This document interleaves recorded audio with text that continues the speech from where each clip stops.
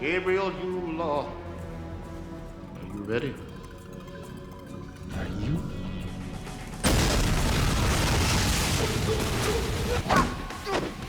It's phenomenal. I was a bit in awe of him. It's absolutely amazing.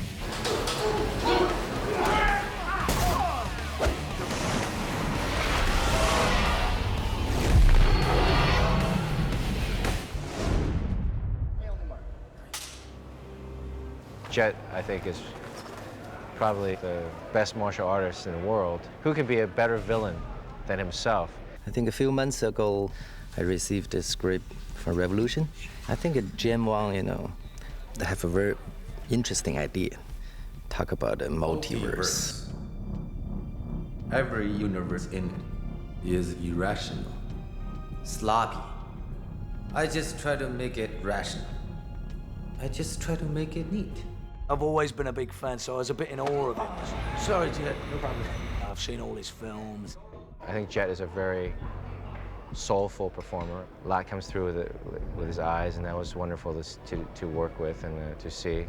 No, working with Jet Li has been a really wonderful experience. He's an amazing person, very impressive. I mean, this is someone who, when he came to do Lethal Weapon 4, didn't speak a word of English, and now he is, the lead of the film, playing multiple characters. As an actor, I have a lot of respect for him because he's working in a Hollywood movie in a language that's not his first language, and he's got two guys who grew up basically in America going, hey, it's funny, the joke's like this, and he's coming from a different place, and he's got to trust you that, okay, I'll do it that way, because you'll say it's funny, or he'll say no.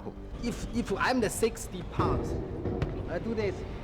No, sorry. No, if I'm a 60 person, I just do this, already broken.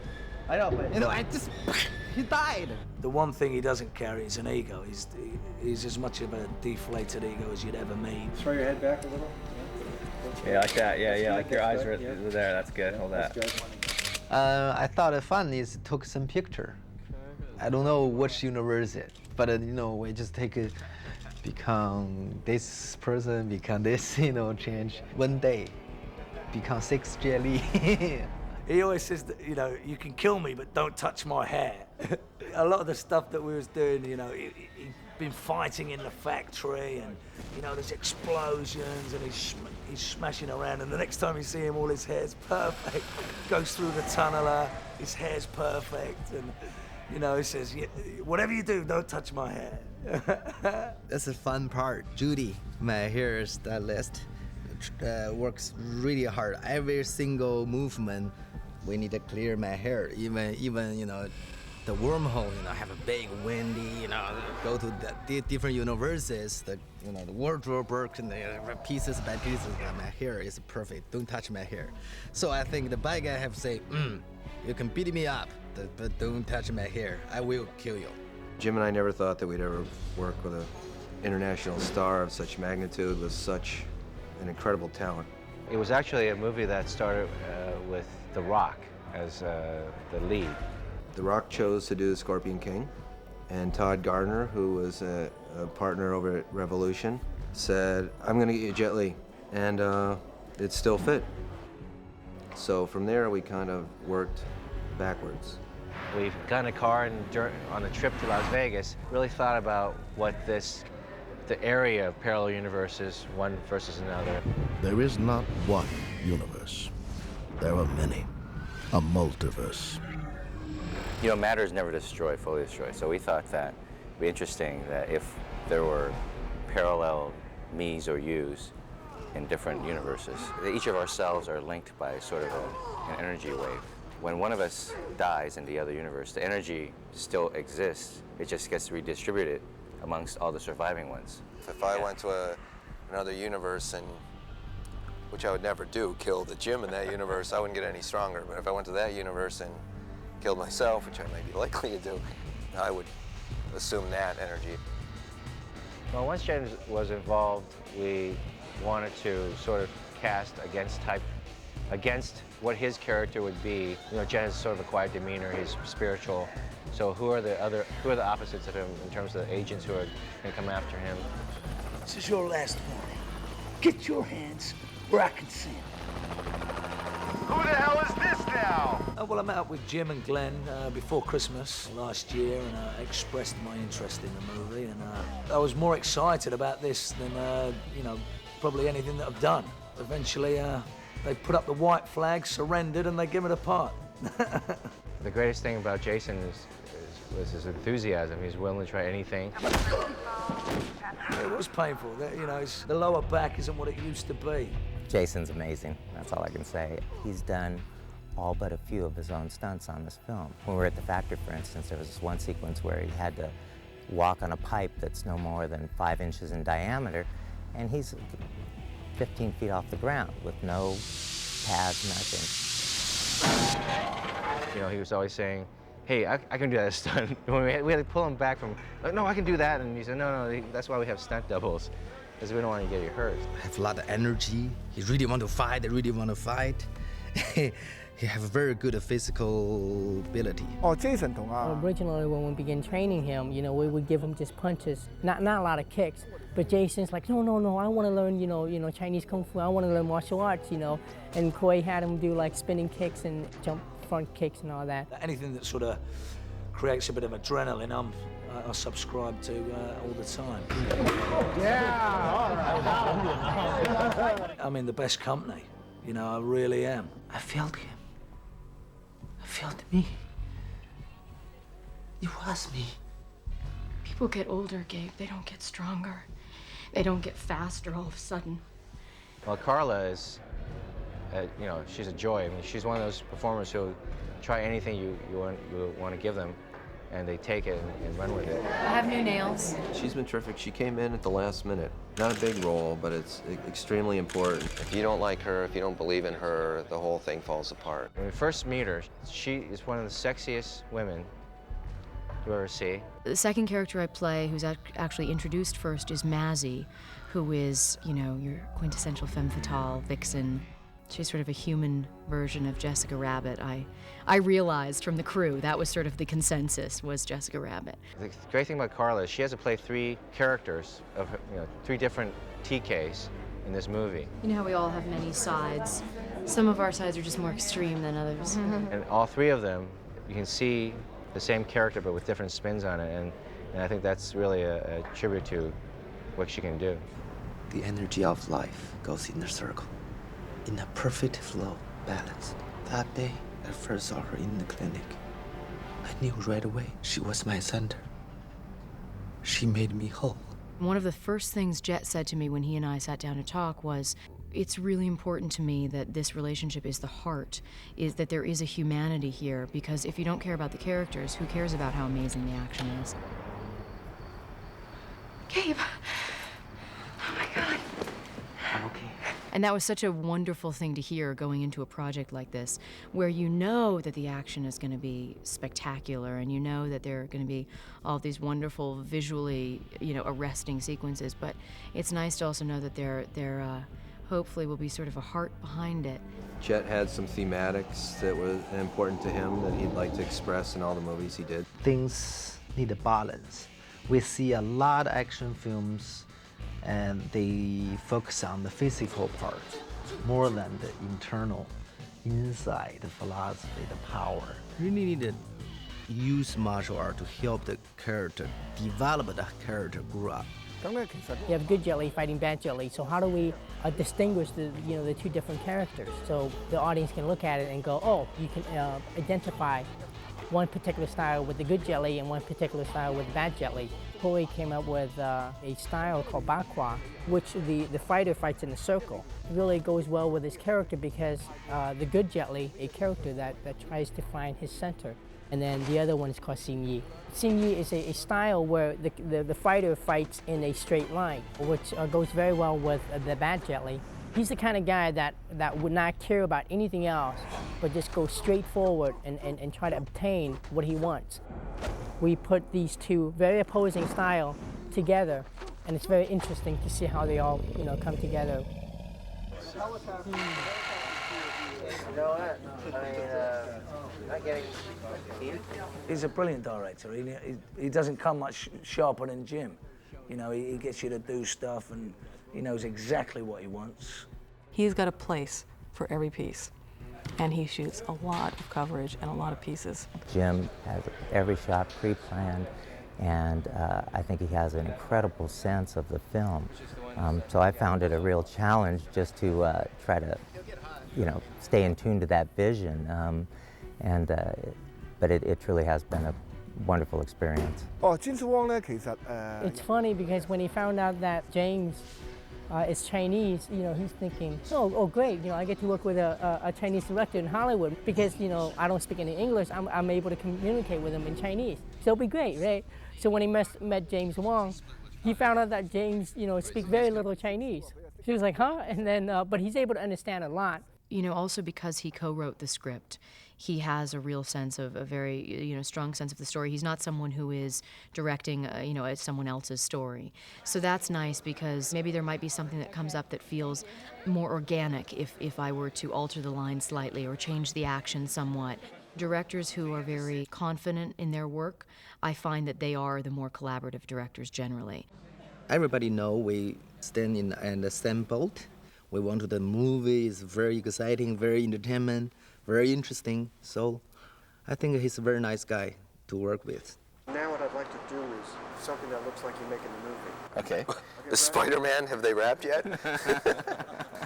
No, we've been friends for 20 years, and it's nice to be in that situation with someone who, without trying to sound goofy, over dramatic, is, like another brother. I've known Glenn since I was in high school. Anything that's good, I do it. Anything that's bad, it's all him. We know how each other think, and we know that the other person is always there for us. Suggestions, comments, new ideas. What did I say? It's really like working with another director. It's nice to be able to walk outside and go, what are we doing?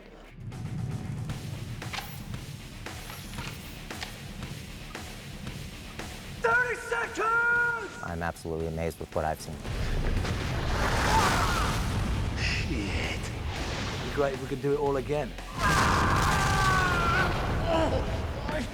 50 years ago, the sci-fi, today maybe just our life. Today we think it's just something, but maybe 50 years, another 100 years become true. It's incredible.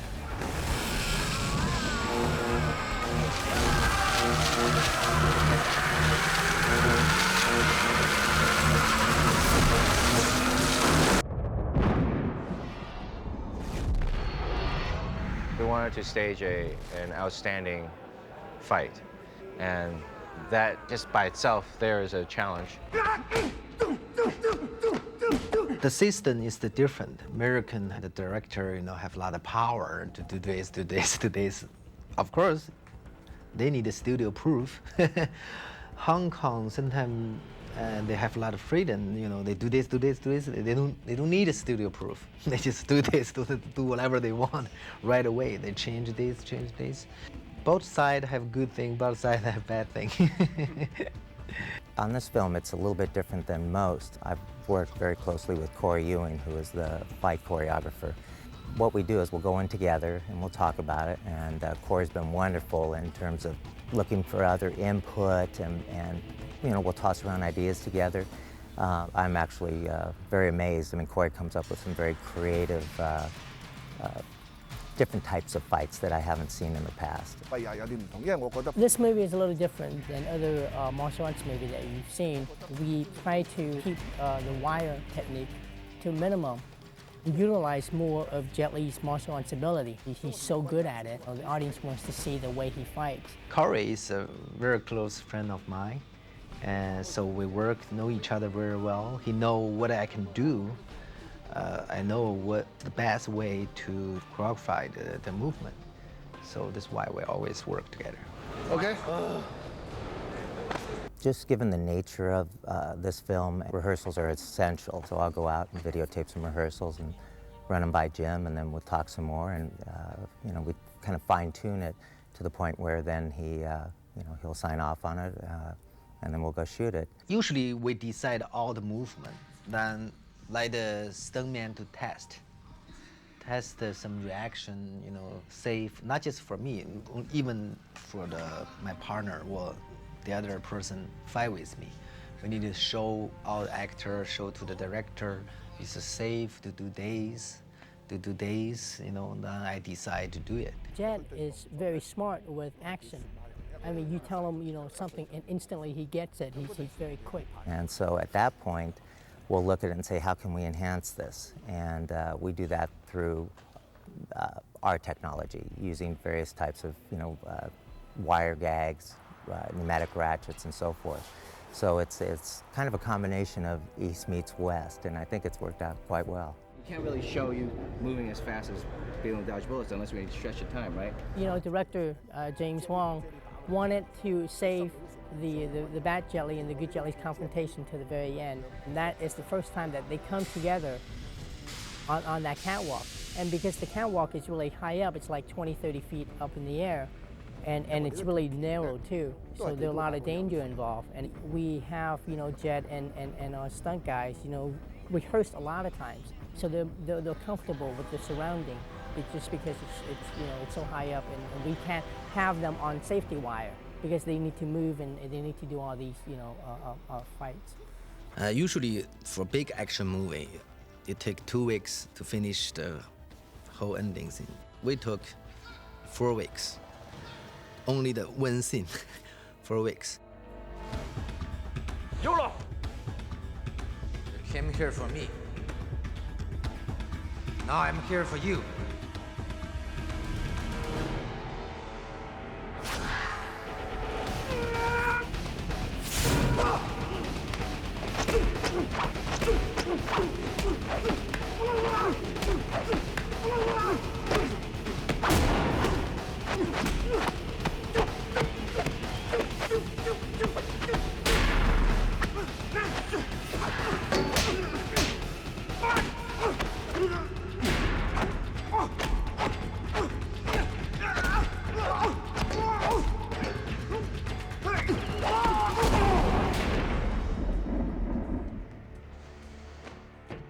The second challenge we had was there's the superhuman aspect of these fighters, in that they can do things that are faster than we can see, stronger. How in the world do you do that? When I started on the movie, it had a very different makeup. The Rock was playing the lead role, and the fighting style would have been very different than Jet's. More street brawl kind of fighting. When that changed and Jet became the lead in the movie, it changed the nature of the movie. We, at the beginning, had a lot of the same signature shots. The chorus line fight, and this is what we call the sequence in the loading dock, where Jet is fighting 4 cops, and he is going at one speed and the cops are going at another speed.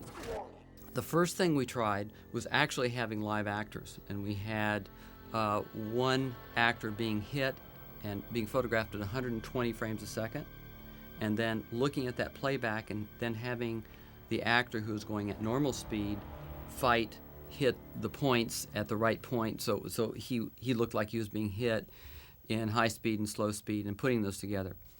And that was interesting, but it really didn't work that well because it was so cumbersome. It was so cumbersome photographically to actually photograph 4 actors being hit and being photographed in slow speed, and then having Jet go around and hit these invisible points and make it feel like everything was integrated. So it was really an impossible task to do that photographically, and limiting. So we decided that the best way to really do this would be to make CG cops. So here you see Jet fighting green tennis balls. And basically the green tennis balls are in the place of where the CG cops are going to be. So he knows exactly where in space he needs to hit. And that gives you a frame of reference. No person, no people. I need to imagine, oh, here I have one guy. There I have one guy. Then say, no, you missed that. I missed that. The ball only this big. A funny thing about this shot is that in the first preview, of course the CG wasn't completed yet, so this shot of Jet with the green tennis balls was in the sequence. And the audience went wild. They thought it was fantastic. They thought it was some exotic training technique that Jet was doing with these green tennis balls, and they loved it. After photographing him with the green tennis balls, took the tennis balls out, and then had him go through the action again without the tennis balls. And Jet is incredible as a mover and just as a physical actor, because he is completely able to hit the same place at the same time repeatedly. And it's very unique to be able to do that and stay in performance. This sequence has numerous techniques, cyber-scanned actors that were modeled and placed in the environment. There are artificial floors, their lights are added in computer lighting techniques, a lot of things to make this shot look real.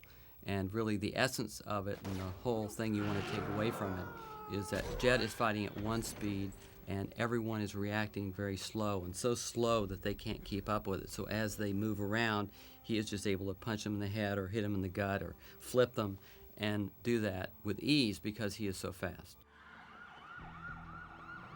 Holy shit! He's doing 50! We decided to use a technique where when he's really moving in super speed, one way is to just show him going really fast, but how is that, he would be sort of like a blur to us. What we decided to do is to change perception of how we see ourselves. In the climax of the fight sequence, all these sparks come out and surround Yulaw and Gabe as they're fighting. The opening sequence, you see all the sparks there in real time, and as soon as they make contact, the sparks slow down, and everything is slow during that sequence.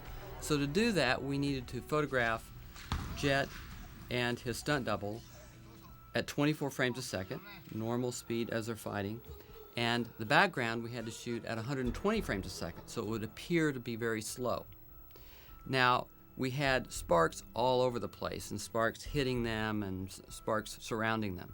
So we really did a combination of live photography of sparks shot at high speed and animation, which we could simulate the look of the high-speed sparks. Of course, some, run to the fire room, or jump from the helicopter, jump down, they don't allow us to do this. They have a special class, special double, stuntman to do this kind of thing, do this kind of move. That was one of my stuntmen, David Wald, and what we did, it required quite a bit of preparation. 1, 2, 3.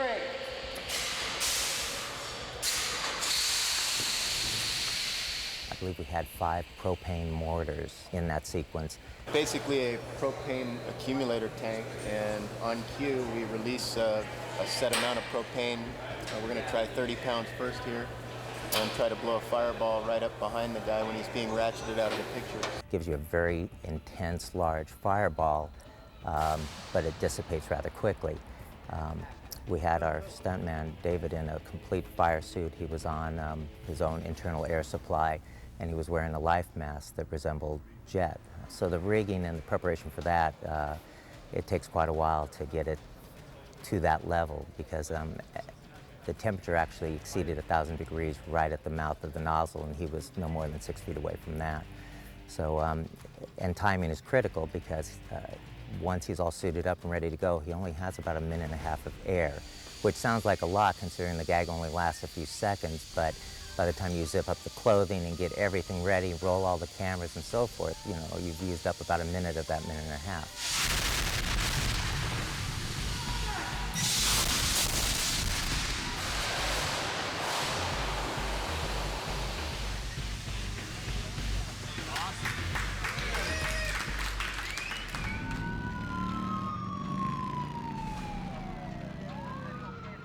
Don't you people ever learn? The best way to determine what it looks like in this sequence is to pre-visualize it. The art department did a great job in making this G.I. Joe version of the sequence. Don't you people ever learn? And put this together, and it was cut and gave just a great template for everybody to understand what was needed in the sequence. And then from there, we made computer CG animatics to go over that and to work with that action. David Ebner and the people from Computer Cafe did the animation, did the whole sequence within, I think it was probably 3.5 weeks or so. Get the scans of the actors and make these motorcycles. And we're able to do a great sequence, which I think is good in that is something you haven't seen before. You've never really seen anybody grab these giant Kawasaki motorcycles and show the power that this person has in that manner. That sequence was shot at the beginning of September, and those were in the next preview, and really successful. People loved that, and it was something that you could read in a matter of half second and understand what it was, and becomes a signature shot and sort of an icon for a certain effect.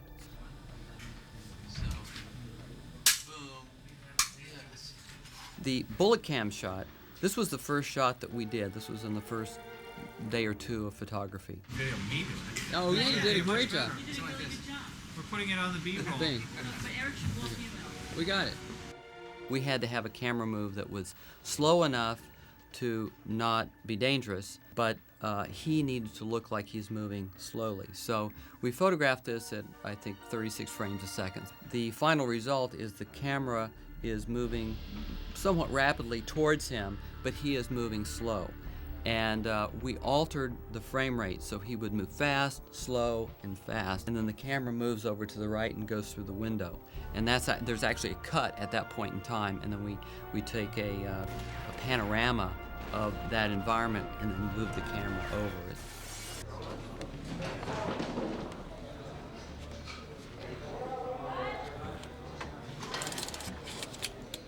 Hand closed.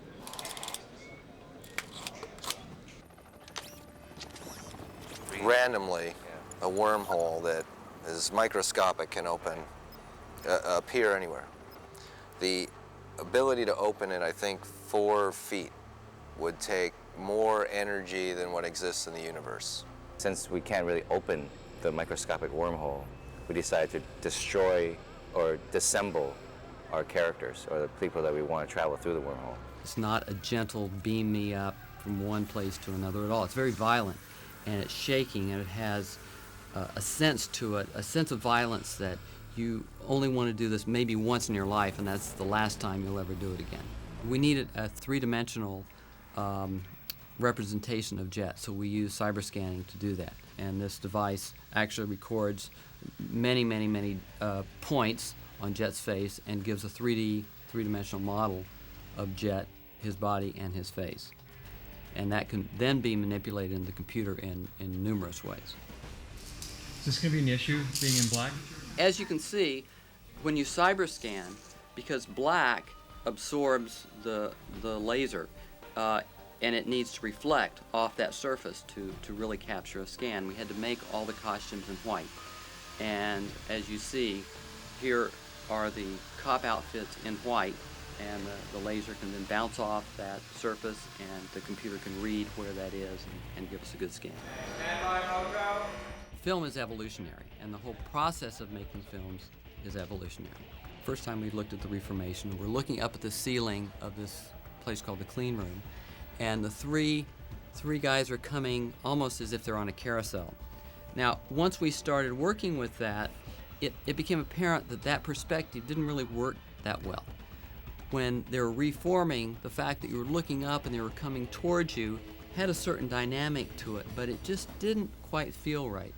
So that was altered. So after you do all this work, where the actors are just thrilled to death at being 20 feet in the air and swirling around on wires, they just love this. You look at it and say, boy, you know, it would be better if we did something else. We had them going left to right instead of all the way around. So sometimes you do it and it works really well, but sometimes you take that raw photography and you alter it in another way, and we actually use that photography at the end of the sequence. So it was just used in another manner. Fresh fish. Got a pretty mouth. I am Eula. I'm nobody's bitch. You are mine. Basically, Jet takes on 100 guys. The shot will pulse back from a single to this gigantic shot where we see hundreds of people going on top of this pyramid to fight him. Timing is very important in this, and as you pull back, there'll be lightning bolts, there'll be searchlights, things like that that really have to be contained within a certain area. But one of the things that's interesting on a technical level is that we do have a trade-off between live actors and CG actors. As you see, here is an animatic of the pullback. It's a very simple form, and then we start introducing just these little stick figures representing where the other prisoners are going to be. And then we add to it some more texture and some more detail, and then finally you get the fully animated, fully textured CG prisoners that are placed together. This is a movie that really had a lot of handoffs between visual effects and the fight choreography. And I'm just personally really fascinated by that, by movement and how it works with visual effects. And so this was a really exciting subject. All the people on the fight team had a great understanding of what the visual effects were going to look like. So there weren't any real limitations as far as visualizing what this was going to be. I think a lot of the discussions we would have were based on what can be achieved and what can be done. It was actually a story that's being told in the fight itself, and the American audience watching that, and that's why today it's so popular. This movie starts off like a rocket and it just keeps going. I will be the one.